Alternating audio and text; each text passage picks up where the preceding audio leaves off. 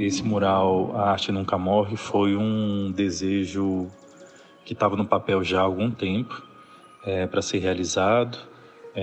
Houveram outras possibilidades, outras tentativas, só que é isso, como ele precisava de um espaço muito grande na cidade, a gente foi tendo que adiar por, enfim, situações de logística, né, e tal. E então aconteceu o projeto Obra Frente, de revitalização, né, com arte urbana de algumas fachadas da 3 Sul. E surgiu a disponibilidade de uma moradora de oferecer o muro da casa dela, que era um tamanho maravilhoso assim para esse trabalho. E considerando que o ano era 2019, a gente vivia uma situação de país muito delicada, especialmente para a cultura e para a arte do Brasil. Situação difícil, de desvalorização, de perseguição, de falta de apoio, de uma tentativa de aniquilação da cultura e da arte como os artistas criam, né, e fazem existir. Foi muito prazeroso e satisfatório, assim, casar esse momento histórico de repressão no Brasil para a cultura e para a arte e deixar um mural na capital do país, na cara dos políticos e na cara do poder instituído naquele momento, um trabalho de esperança e ao mesmo tempo um recado muito claro de que nós artistas a gente nasce, a gente cresce, a gente produz arte a vida inteira num esforço danado, a gente morre e outros artistas nascem e crescem e continuam, e a arte nunca morre porque os artistas nunca acabam. A nossa gasolina, a nossa matéria-prima é feita de poesia, é feita de esperança, é feita de sangue na veia, é feita de humanidade, de natureza. Enquanto isso existir, a arte vai existir. Então, é um mural que fala de esperança, manda um recado para os poderosos e deixa uma sensação de poder e esperança para a classe artística e cultural de Brasília e do Brasil. Essa era a vontade e o desejo. A figura traz uma referência às imagens icônicas, religiosas, que praticamente todo brasileiro já viu, conhece ou é devoto, de Sebastião. É flechado, né? A história de São Sebastião é muito interessante para relacionar com esse mural. Ele tem uma figura que é condenada, morta e renasce. Então, nesse sentido, né, o personagem ele leva uma lágrima, e ao mesmo tempo ele leva os cílios muito grandes com os olhos abertos. Ele leva 2 flechadas, ele tem 2 flechas no corpo, sangue. Ao mesmo tempo ele olha com firmeza, ele olha para cima com a cabeça erguida, ele tem tatuado essas palavras no corpo e ele apoia no ombro um vaso de cerâmica adornado, com desenhos, delicado, e uma planta viva, vermelha, né, cor de sangue, assim, demonstrando essa força constante e imparável da natureza, né? Que se expressa muito nas plantas, nas árvores, né? Quando elas são cortadas, elas simplesmente rebrotam, né? O movimento de crescimento da árvore, ele é imparável, né? Você corta ela, ela continua o movimento dela de crescimento, ela volta a brotar. Então foi nesse sentido também, né? A ideia era fazer uma figura emblemática, gigante e que pudesse transmitir uma ideia e várias sensações, especialmente de força, firmeza e esperança.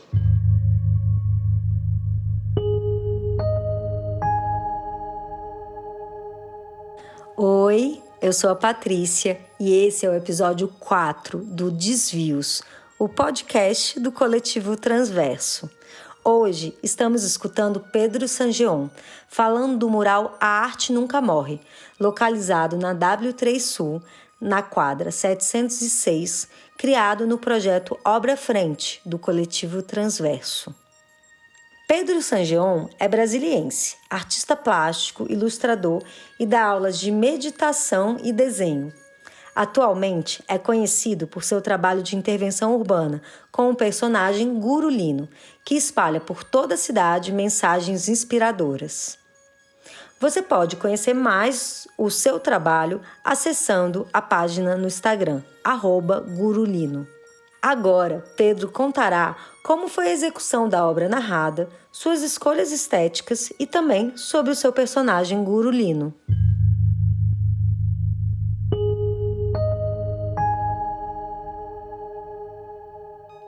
Eu lembro que foi no começo das chuvas, a gente ainda demorou um pouquinho para finalizar por causa disso. A gente teve uns dias com impossibilidade de pintar por causa da chuva. Foi uma parede difícil de pintar, porque a superfície dela era de um jateado de areia. Vocês lembram desse tipo de técnica de jateamento de parede? Normalmente as pessoas fazem em consultório de estética, de odontologia e tal, mas numa parede pequena por dentro, né? Para botar uma logomarca por cima e tal. E essa casa ela tinha pela parede do lado de fora, num mural gigantesco, assim, numa fachada gigantesca. Então foi uma surpresa pra gente quando a gente chegou lá e viu de perto a parede, viu que ela era toda cheia de furinhos e depressões e buraquinhos, e como já tinha um mural ali antes e ele tinha muita tinta preta, foi muito difícil. A gente teve que passar 3 demãos de branco na casa inteira antes de jogar o vermelho e as cores que o mural ganhou. Como eu já tinha esse projeto pronto, né, o desenho em si, a frase e tal, eu estava esperando encontrar a superfície adequada, né, a fachada adequada. E essa casa ela tem um recorte especial, ela tem janelas, tinha um recorte de ar-condicionado,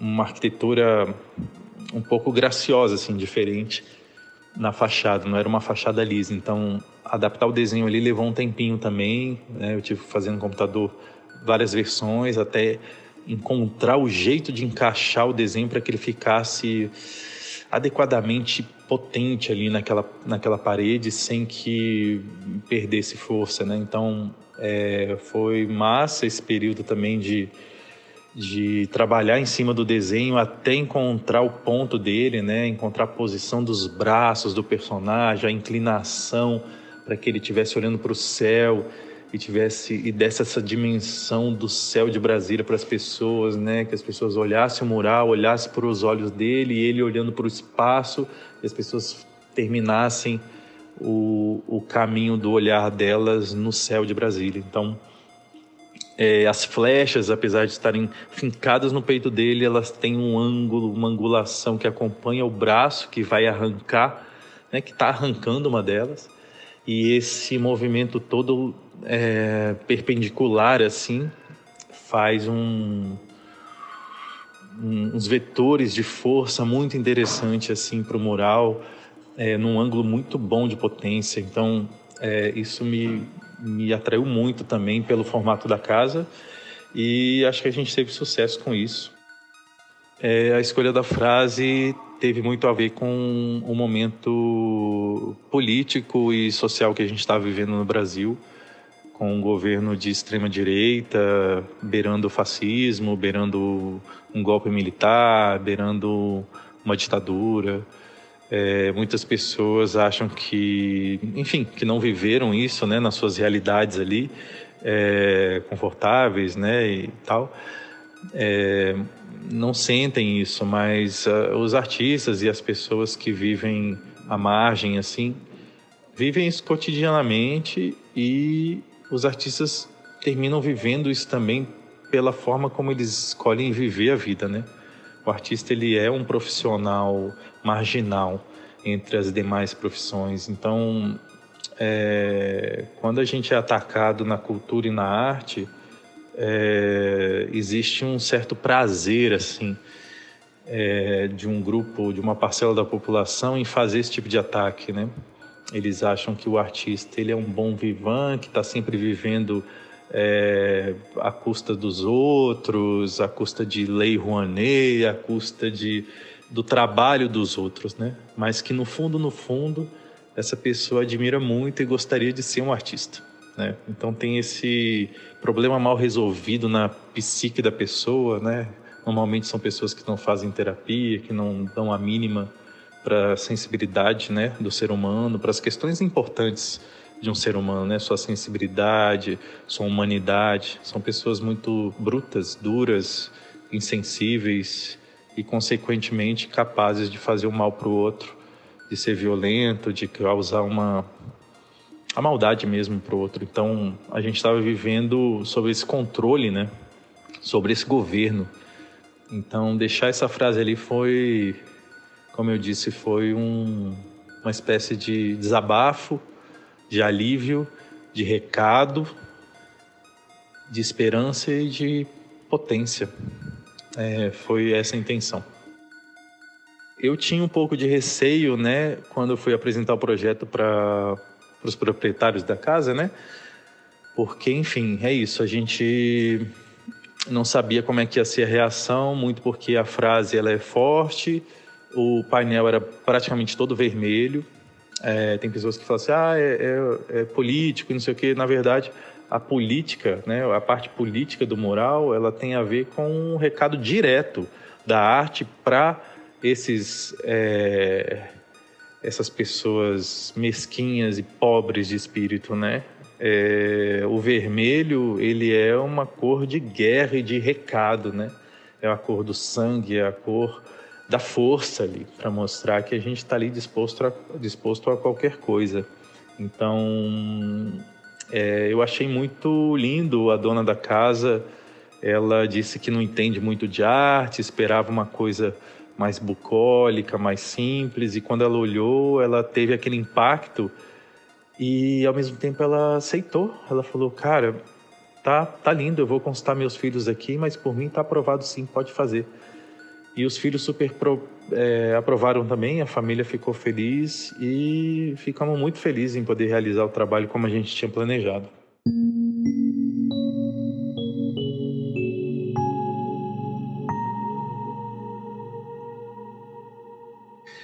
Bom, no meu trabalho, sim, no trabalho dos últimos anos, né, de arte urbana que eu tenho feito, eu tenho usado as paredes para pintar e para desenhar.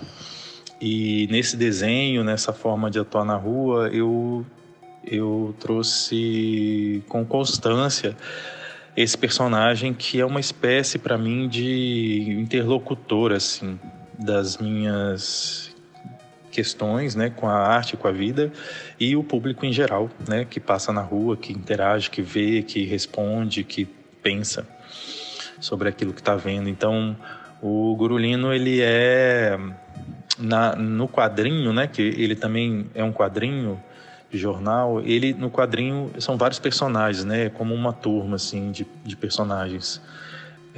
Na rua, eu vou colocando pouco a pouco os personagens e alguns punchlines, assim, umas frases clássicas, assim, clichês dos personagens, para que as pessoas possam levar na mente, né, no olho delas para casa e conforme elas vão passando. O personagem, para mim, ele tem a minha tentativa é trazer uma coisa de alma, assim, etérea da cidade, sabe? Uma tentativa de delimitar um pedaço do que seria a alma de um brasiliense, sabe? Não tenho a pretensão de falar de uma alma ou de a alma do brasiliense, mas tentar, dentro do universo que eu trabalho, mapear um pedaço dessa alma do brasiliense, né? Isso, para mim, é muito interessante, né? Primeiro pelo trabalho mesmo de arte, que é de comunicação direta com o público na rua, com todos os tipos de pessoas, classes sociais, relacionamento intelectual com a arte ou não, né? Então, a linguagem, ela precisa ser, para ela funcionar, ela precisa ser muito direta, ela precisa ser muito ela precisa abraçar todo mundo ao mesmo tempo que sem perder a poética, sem perder esse caráter artístico. Então é um desafio tremendo e é muito legal. E o personagem, eu acho que ele ajuda nesse sentido de tentar delimitar nele um pedaço dessa alma que todo brasiliense tem e mapear nos brasilienses esse pedaço que conversa quando existe esse contato entre o mural e os olhos de quem está passando e vendo, né? Então, assim, grande parte do que eu faço na rua com esse personagem, a minha vontade é de criar um espaço de reflexão entre o muro e o olho da pessoa. A minha tentativa é trabalhar o personagem e as frases de maneira que crie nela uma pequena disfunção ali naquele ritmo frenético da cidade, do dia a dia, dos pensamentos repetitivos e viciados e o medo, né, de existir, de sobreviver à cidade, ao amassamento do trabalho, do capitalismo e das pressões de, né, vou pagar minhas contas, não vou pagar, vou conseguir comer, não vou... Enfim, todas as angústias que um ser humano tem enquanto ele caminha e se desloca numa cidade, né? São tensões comuns a todos nós e o quanto um desenho na parede pode causar um espaço, ainda que micro, mas um espaço de respiro, um espaço de oásis, um espaço de poética, assim, que a pessoa dá um respiro e dá uma refletida e uma filosofada, né? É uma espécie de filosofia de boteco, filosofia de túnel, filosofia de esquina, filosofia de poste, filosofia de semáforo. É uma espécie de pequena intervenção filosófica, poética, do jeito que dá, do jeito que tem, do jeito que é, considerando o Brasil, considerando o território, considerando as condições atuais, para que as pessoas possam ter um respiro, uma pequena epifania, assim, né? Seria um drops, assim, uma balinha de epifania.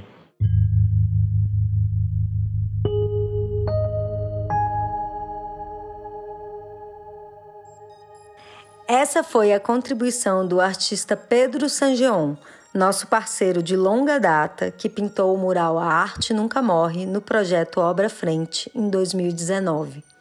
Obra Frente nasceu do desejo constante de pertencer e reinventar as cidades, reforçando a ideia de uma cidade-galeria.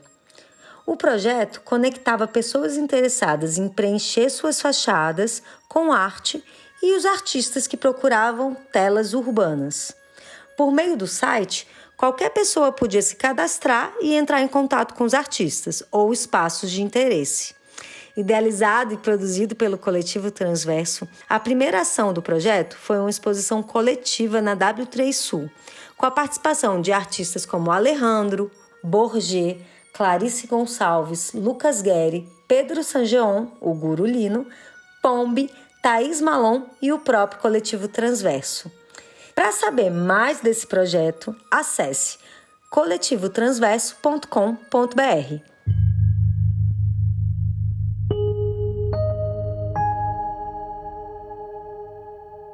O podcast Desvios tem roteiro e direção do Coletivo Transverso. A edição de som é do Ramiro Galas e a assessoria de comunicação é da Larissa Sarmento, da Brilha Assessoria. Nossa design gráfica é a Maíra Zanon, da Ilha Design. O Coletivo Transverso é formado pelo Cauê Maia, pela Rebeca Damian e por mim, Patrícia Del Rey. O podcast Desvios faz parte do projeto de manutenção de grupo do Coletivo Transverso e tem apoio do FAC, Fundo de Apoio à Cultura da Secretaria de Cultura e Economia Criativa do Distrito Federal. Obrigada por escutar até aqui. Até a próxima!